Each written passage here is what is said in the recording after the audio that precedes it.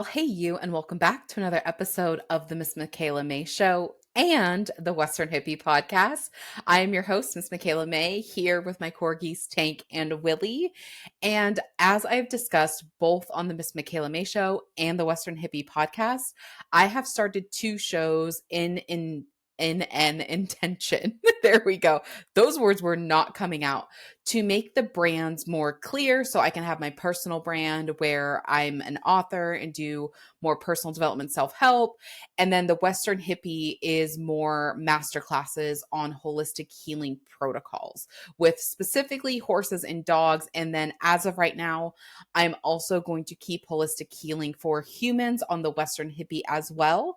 However, there are some times when the episodes are very clear for both audiences. And today is one of those days. And I thought, you know what? Instead of because I am a woman who loves efficiency, I do not like doing things twice. Some people call it lazy. I call it efficient. I'll let you decide which one you are calling it today. And so instead of re recording two different intros, I thought, you know what? I will just introduce both the shows in one intro and then we will just roll into the episode because I really wanted to talk about this today for the Miss Michaela Mae show. And I also wanted to talk about this for the Western Hippie podcast because it very much applies to an holistic healing protocols, all for humans, dogs, and horses. So I thought, you know what? This will be our first official cross post episode. And so without further ado, let's get into you are not self sabotaging, you are self protecting. And in fact, self sabotage does not actually exist. And I'm going to tell you why. I'm going to give you some protocols and tools to help you work through both reframing self sabotage and also for working through self protection. So I'm not going to go fully into it, but I'm going to give you a little bit of a mini masterclass on the subconscious mind so that we're all clear on the same terms. And so the first thing that we need to know about the subconscious mind is it is very literal. And the reason the subconscious mind is so important to talk about is because it is in charge of 90% of our day to day life, our decisions. Not only does it hold the blueprints for keeping our organs working, but it also holds the blueprint for our beliefs, values, and rules that we use to filter out everything within our lives. And if you are like me when I first started, are a little unsure of, okay, Michaela, this sounds good, but how is something more powerful when I'm not even aware of it? And the thing that I told myself back then that I tell people now is which part of your brain is keeping you alive, the conscious or the subconscious? Meaning, which part of your brain is in charge of keeping your heart beating and your lungs breathing without you having to consciously tell it to do so? It is the subconscious mind. So, just like the subconscious mind has blueprints for keeping our organs running, our blood pumping, it also has blueprints for our daily decisions, our daily beliefs, and our daily actions. And it also has this other thing of safety protocols and safety protective mechanisms. Because at the end of the day, the ego may get a bad rap, the subconscious mind may get a bad rap, but its number one priority is to keep you alive. And I don't know about you, but me personally, I cannot give something a bad rap that is doing its best to keep me alive and to keep me protected. The goal is not to learn how to work against this part of our brain and psyche, but learn how to work with it. And that is one of my goals and intentions here today is for all of us to learn how to work with this part and reframe it to not see this part of ourselves as the enemy, but as our protector. And that is the first reframe I want to start giving on self sabotage. How is how would you reframe and how would you look at something that wants to protect you and keep you alive and keep you safe? Yes, it may be keeping you in an unproductive pattern towards your goal, but at the end of the day, it's really just trying to keep you safe. Now, would you call that a protector or a sabotager. And the other thing that I wanted to add before we really dive deeper into this topic is when you start to work with the subconscious mind, I want you to think of it very, very literally, because you know that kid, when kids are in that stage, that they just take everything very literally. And my favorite, if you want to really see the subconscious mind playing out in a very good, I'm having a hard time thinking of the word, a very good, it's showcase. That's not the word I'm looking for, but it's the word that's coming to me, and it's the word we're going to use. If you want to look for a good showcase of what the subconscious mind looks like in real time, I highly recommend that you go watch the movie Christopher Robin, the Disney live action remake of Winnie the Pooh. And we can argue all of the stuffed animals are very much this way, but because Winnie the Pooh has the most screen time, I really highly recommend that you just lock in and focus on Winnie the Pooh and how literal he is throughout that film. That is exactly how our subconscious mind works. And so, my favorite quote to explain the subconscious mind from Christopher Robin is, there's a point where Christopher Robin is talking about efficiency, and Pooh says, I guess you should just let me go for efficiency. Because kids are very literal and they don't have these big fancy, like some kids do, some kids definitely do, but like big vocabularies, like kids are constantly taking things very literally. That's exactly how the subconscious mind works. So what's super interesting is from the ages to when we're in the second trimester of in the womb to when we are 7 to 8 years old, depending on the child, that is when our subconscious mind is forming. And we actually don't fully have the part of our conscious brain that is the filter. And so that is why kids take things very literally. Now, the interesting thing is we think that part of ourself goes away. It doesn't. That filter of the conscious brain actually just gets added on. So we don't lose that literalness. We just have a filter that is more, or that is, that is less literal than this part of our brain. And so we don't lose it, it just gets covered up. So our subconscious mind, regardless of if you're 7 or if you're 77, is still very, very literal. And so this is my personal, so when we think about the word in itself, self-sabotage, I want you to get an image that is as literal as possible when it comes to self-sabotage. I personally see a visual of me purposely stabbing myself. And when I saw that, when I ran myself through this exercise for the first time, I was like, I would never stab myself. And yes, there are obviously instances where people off themselves or where people are cutting themselves. There is very literal instances when people would actually do self-harm. And if we really pull on the weeds of that, they are still actually trying to protect themselves, because most people that do that are looking for a cry for help and looking and seeking that for that connection.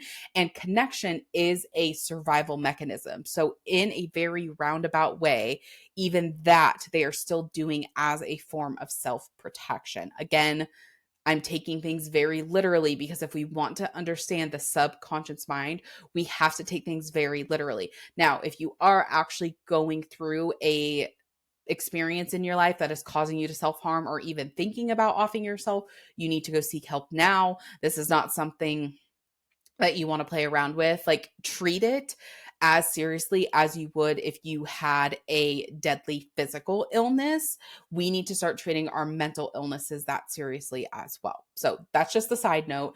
But as the general rule, we want to think about self-protection in the most literal, or self-sabotage in the most literal way possible. So I got a visual of me purposely stabbing myself. I'm like, okay, I wouldn't actually do that. Like, if I'm going to reach a goal and I start to say, like, I'm self-sabotaging myself, I wouldn't actually stab myself to prevent me from reaching the goal. Okay. So we're getting that. So again, your visual might be a little bit different, but I want you to get that image because subconscious mind speaks in feelings and images, conscious mind speaks in words. And so we want to get the image because that is what's literally being portrayed in our subconscious mind and what feeling it invokes. And so when I think of that image of me stabbing myself and I visualize like a timeline, okay, here's me, here's the goal, and then here in between the goal is me trying to get to the goal, and we're trying to figure out what action we are trying to take. Okay, I wouldn't stab myself. And then what feeling, if I'm visualizing it, okay, what feeling would I feel as I'm stabbed? I actually like, it's very interesting when I look at the visual in my head, I'm like, I won't even actually let the knife like penetrate me. And and then when I first went through that, I'm like, oh, I'm even protecting myself like from the knife itself. Like that's super interesting. Okay. And so keep just walking yourself through this. Like see the visual in your head, and we're going to break it down very, very literally. Continue to break it down very literally. So, okay, now we've got this thing. And even if we go and say, okay, so if we're taking that very literally, all right, we're not fully doing that. Okay, but what are we doing? Okay, if I see myself in my head and I see the goal, and what do I see myself doing? I see myself running full speed ahead and then all of a sudden like hitting the brakes. I rode something called reining horses for a while, and there's this thing called a sliding stop. If you've never watched it, you should totally look up a video of a sliding stop. If you just do like reining sliding stop or horse sliding stop, but essentially the horse is running full speed and then they have special shoes on and then they're in really deep dirt. So when the horse stops, like all this dirt comes up and then they come to a halt and start to back up. And so it's like I'm running full speed, I'm doing the sliding stop, and I'm falling just short of my goal every time. So now we're going to break into what is that stop? And that stop at the end of the day for all of us, we might see that a little differently, is going to come to we've hit a limit to which if we pass that limit, it's going to make us feel unsafe. And so again, with the subconscious mind, the goal is just always to keep us safe. It's self-protection. It is not self-sabotage, because sabotaging would mean we are doing the very thing that we are trying to prevent, which is putting ourselves in an unsafe situation. And again, the reason this is so important is we want to get all of these parts of ourselves on the same team. So we are not working against ourselves, but with ourselves. So, okay, now I know I've hit this limit. So we want to imagine the visual. So again, for me, it's that sliding stop and it's as if I'm hitting a wall. So I'm going to visualize that wall and I'm going to start to ask myself, what is that wall? Why, when I get to this wall, do I decide I am unsafe? And so one of the things that I have personally been working on is it's a visibility thing. It's allowing myself to be like seen for who I really am and thinking that I am still loved at every single stage of my life, regardless of what I look like, regardless of what any other status that I have. And so I'm going to start to question and ask this part of myself, what do you need to feel safe? Because once we have that safety in place, that wall is just going to go down. I don't know why I'm getting this visual, but did you ever play? It was the Mario Party on the GameCube, but my sister and I always played it on the Wii because when the GameCube went away, you could still play the GameCube. Is it Mario Party 4 or Mario Party 8 or something?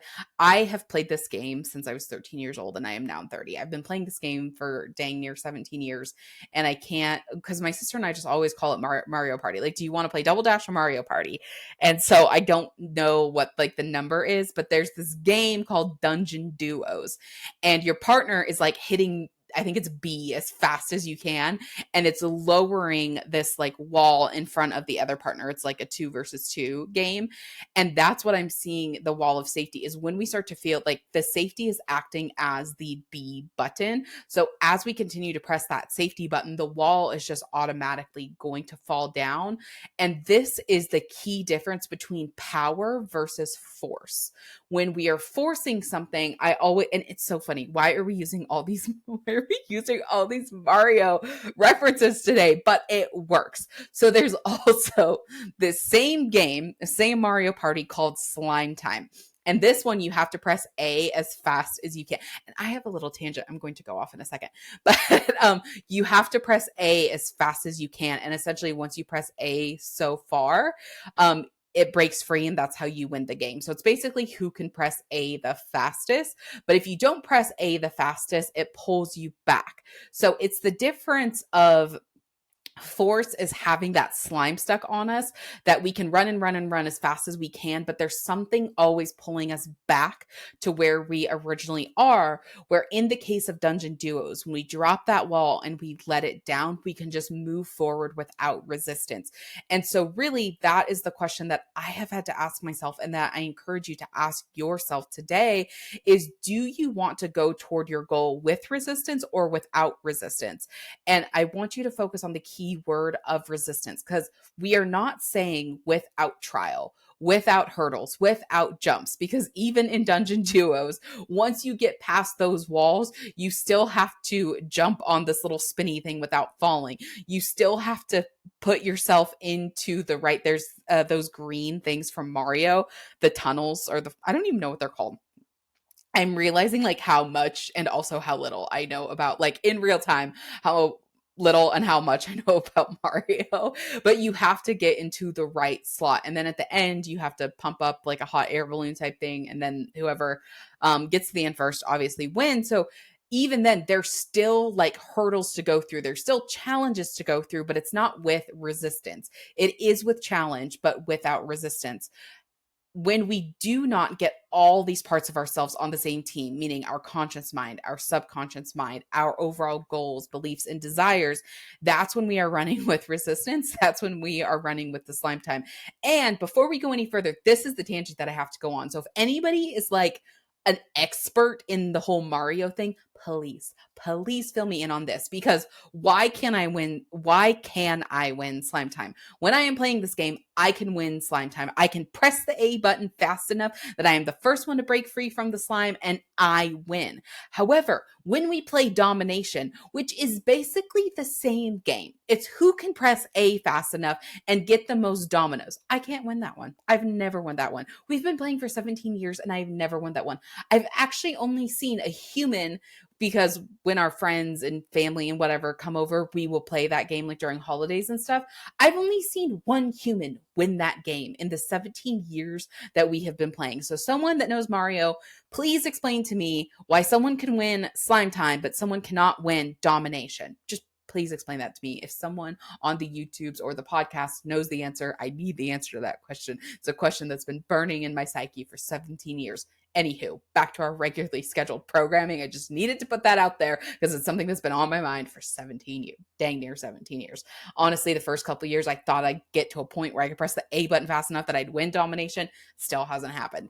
Anywho, and I'm also the kind of person, I'm not putting the little computers, like when we're doing two versus two, and two of them are computers and two of them are humans. I'm not putting the computers on easy so I can win. I want to beat them at their best, or I don't want to win. That is my attitude about it. Anywho, now we're officially back to our regularly scheduled programming. And so that is the power of us having all of these parts on ourselves again on the same team.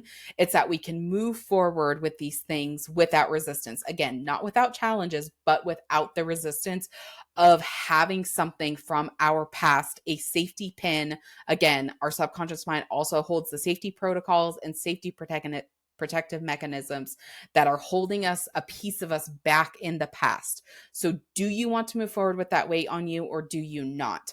And I actually have been coming up with this in my own life, and I'm going to start doing a series about this, but I do want to touch on it here today because I think it's important. And what's been really interesting for me is whenever I have something on my mind that I feel like I need to teach about and share, it's always something that I am very similarly going through at the same time. So one of the goals and intentions that I've set for myself is I've been learning physical healing tools, mental healing tools, and emotional healing tools for the past since 2017. So like consciously.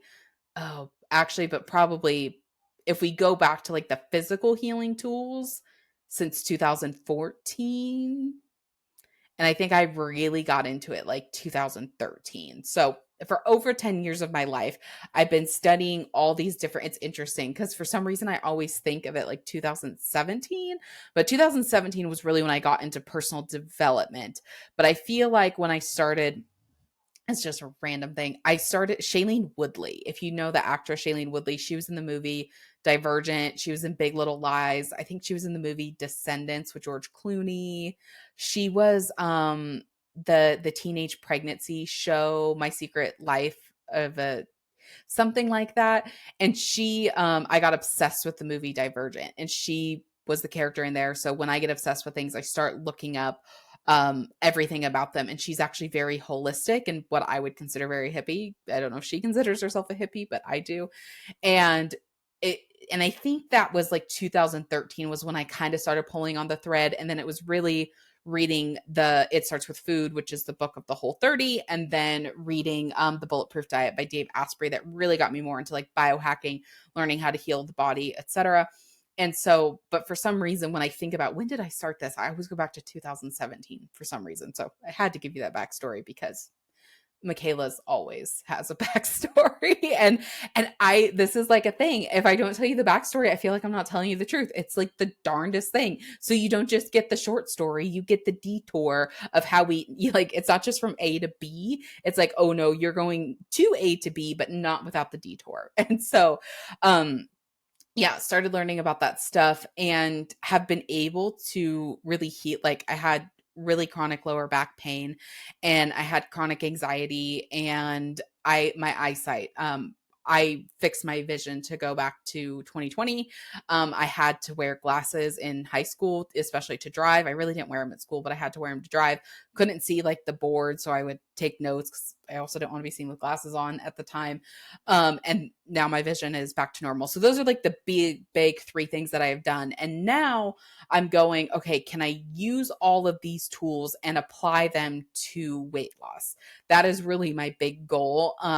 As I talked about in the Miley Cyrus episode. So if you are on the Western Hippie podcast, I will link the Miley Cyrus episode. However, if you are on the Western Hippie podcast, if you also go back to the episode where I talk about Ozempic, I talk about the concept of our personal kryptonite.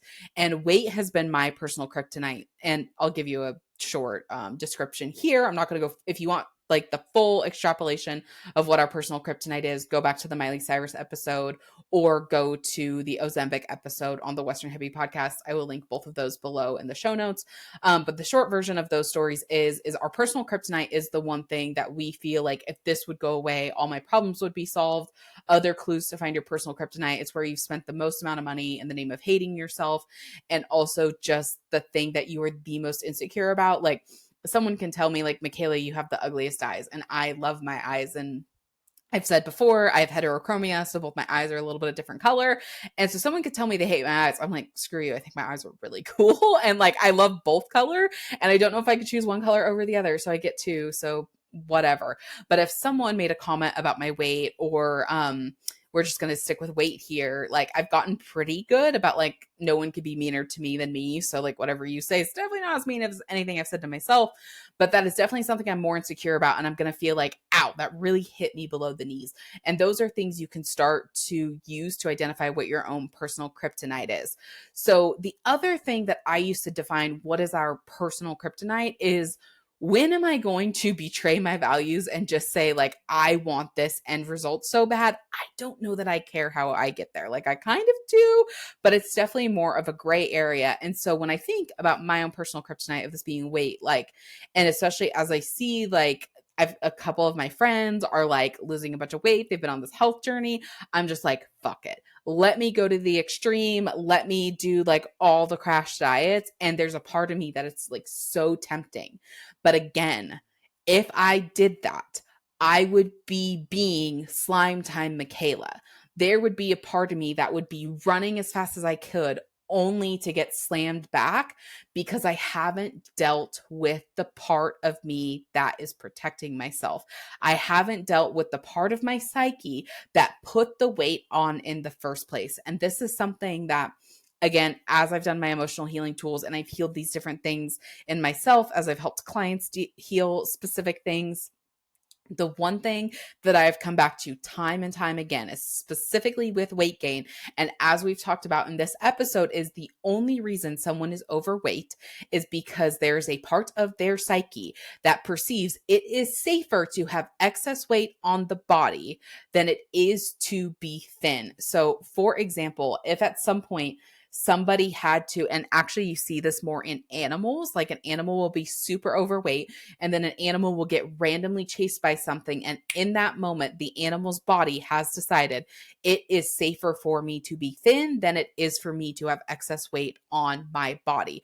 So, one of the reasons, there's multiple reasons, but a couple of the reasons someone's body would decide it's safer is, and this was true for me, if you look at childhood photos, you can very much see when I started experiencing like childhood sexual abuse.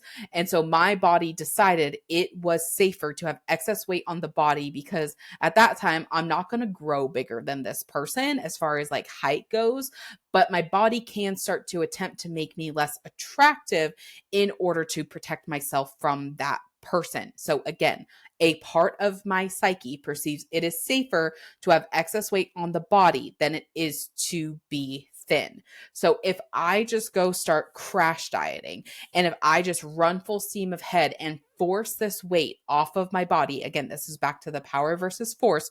Are we running? Or are we running with the slime like pulling us in the back, or are we actually like allowing that wall to come down so we can move forward without resistance? And it is so tempting for me with slime on and everything to just start running. However, I truly do believe that the definition of insanity is doing the same thing over and over again and expecting a different result. And I have done, I don't know how many crash diets in my life. I've lost 50 to 60 pounds and put it back on probably 4 or 5 times in my life right now. And I know if I just ran full speed ahead on that track, I would be doing the same thing again. And I don't know about you, but I don't want to be insane and I don't want to do something I've done over and over again. I do want to loop back. So, a few other reasons that the body can perceive that it is safer to have excess weight on the body than to be thin could be we're beating ourselves up like verbally. And when we beat ourselves up verbally, if we don't have excess weight on the body, our organs will start to take a hit. And so basically, it's safer to be overweight than it is to go into organ failure. So the body will, again, this is a protective mechanism, will start to put excess weight on the body to protect ourselves. Um, and anything, it can also be like a kidney conflict, meaning you feel like your survival is at stake. So if someone has been in like money has been short for a long time, they don't know how they're going to put food on the table.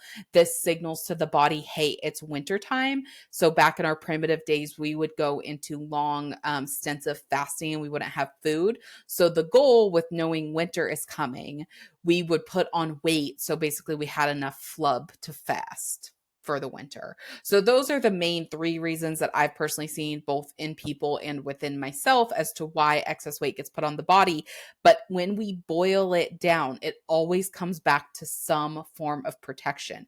So even when we go into something like gaining weight, we can start to see, hey, this is my body trying to protect itself. How do I start to show my body it is already safe and that it doesn't need to have this excess weight on? Again, it doesn't mean that we go forward without challenge. It doesn't mean that there's not a little, like in Dungeon Duos, that you guys, if you have not played this game, please go to YouTube and look up just Dungeon Duos so you can get the full visual effect of this. It doesn't mean that we won't have to jump on the little spinny thing. We won't have to go into the tunnels and find the right tunnel to get us the last spot. It doesn't mean we still don't have to pump up the balloon to go up in the sky, but it does mean that we don't have that slime and go watch Slime Time too, pulling us back into the past. And so the reason that, again, wanted to do this episode and wanted to get us to start looking at self-sabotage a different way is because we want all of these parts ourselves again on the same team so we don't have that resistance. But I also want not just me, but you too, to start to become your own best friend. Because I bet the way that you approach your best friend is not the way that you approach yourself, even if you guys are both in same situations. You most likely would have more compassion for your friend, and you're going to be more harder on yourself. And again, with the subconscious mind being so literal, when we use things like self sabotage, it can literally create visuals. And so we say self sabotage, again, that image that we pulled to the forefront of our mind is a very real thing that is happening even when you're not setting the intention to actually see the visual. All we did, and this is a technique from neuro-linguistic programming, bringing these visuals to the front, because it's the visuals that are telling our subconscious whether we are safe or whether we're not. Again, they're happening all the time. We just took a pause to actually pull up that visual and take something that was subconscious and make it conscious. But it's happening no matter what. And so when we say these things and these images are getting sent to our subconscious, it is going to put us in a state of fight or flight. And when we are in fight or flight, energy literally leaves our brain and it goes to our limbs. So if we go into more fight, the limbs it's going to go to is in our hands, so we can punch more effective. However, when we go into more of a flight state, the energy is going to go to our legs so that we can run faster. And so ask yourself the question, do you think you are going to be more effective, more productive to reaching your goals when you have more energy in your brain or less energy in your brain?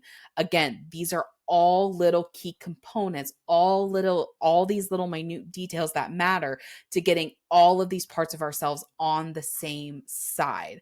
And so even if you've made it to the end of this episode and you're like, honestly, Michaela, your argument, not that great. I think you're full of bull. I'm not into this at all. Totally good. I just want you to ask yourself, would you rather be self-sabotaging yourself or self-protecting yourself? Is thinking about self-sabotage more productive towards your goal or more counterproductive towards your goal? Is self-protection, thinking the same thing in a different outfit, is it more productive towards your goal, more counterproductive towards your goal? Does thinking about it as self-protection help you get there, or does it actually take you further away? Because if you're like me, again, one of the cool things about me, I think, is I'm one of the most skeptical people there are. But the one thing that Tom Bilyeu actually taught me this, if you don't know Tom Bilyeu from Impact Theory, is there's only one belief that matters. And it's the belief that either gets you closer to your goal or further away from your goal. And when I'm mad at myself, when I am angry at myself, I am not as creative. I can't think as well. I do things more impulsively. And when I get angry at myself because I believe that I am self sabotaging at myself, it shuts me down. Therefore, when I think about me self sabotaging myself, it sends me further away from my goal because it starts to shut me down.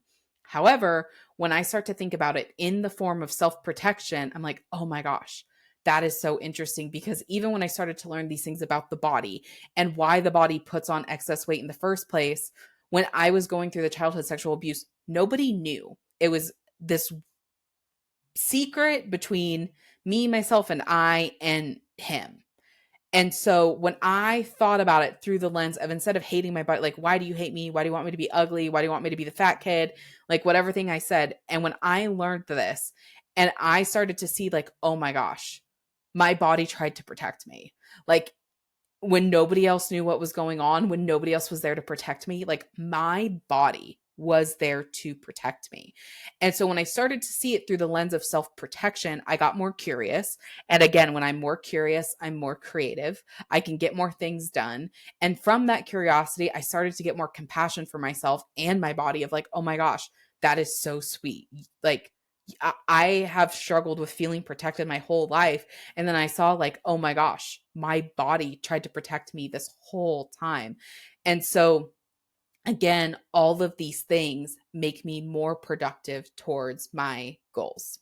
So, that is all I have for you today. And again, my intention was just to get you to start looking at self-protection versus self-sabotage a little differently, and encourage you to maybe switch your language on it and switch your approach on it and start to ask these different questions, because different questions will get us different answers, and different answers will lead us to different results. And again, like me, if the definition of insanity is doing the same thing over and over again and expecting a different result, even if you're not convinced, maybe is it time for you to just try something different? Maybe is it time for you to just do something different? And maybe the one difference you can try today is looking at yourself from I'm self-sabotaging myself and changing it to, maybe there's a part of me that's trying to protect myself. How can I get curious and figure out how to protect myself in a different way? How to meet that need in a different way? And if you're like me, maybe, just maybe, that curiosity will open a door that's never been opened before. Thank you for tuning in to this first cross post episode of the Western Hippie podcast and the Miss Michaela Mae show. Again, I'm your host, Miss Michaela Mae, here with my corgis, Tank and Willie. If you found value out of this episode, I would be ever so honored if you would subscribe on YouTube and also subscribe on whatever podcast platform you are listening to. And if you feel so called, the cherry on top that I like to call it, would you please leave a review and let me know what you found most valuable out of this episode. Until next time, Tank, Willie, and I will talk to you later. Thank you for tuning in to this episode.